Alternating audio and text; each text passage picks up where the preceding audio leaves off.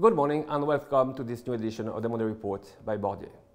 Last week in the US, we had the publication of the Purchasing Managers' Confidence for the month of November and the job report for the same month. The results are somewhat mixed. As we can see on the chart on the left, the ESM manufacturing stays in contraction territory below the 50 threshold level, but is up more than expected, and this is a positive surprise.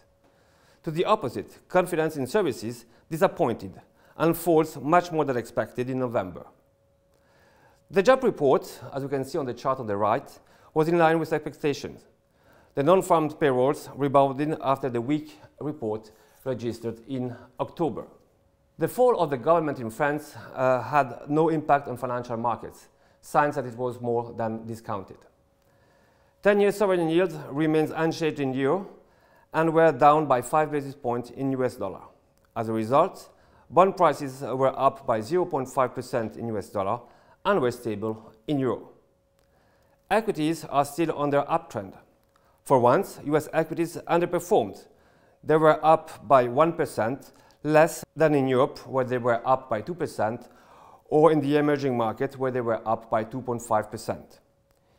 The US dollar did appreciate again and is up by 0.3%, penalizing gold, which went down by 0.8%. This week, we will monitor closely the publication of the Consumer Price Index in the US. In Eurozone and in Switzerland, we will have the gathering of the European Central Bank and the Swiss National Bank.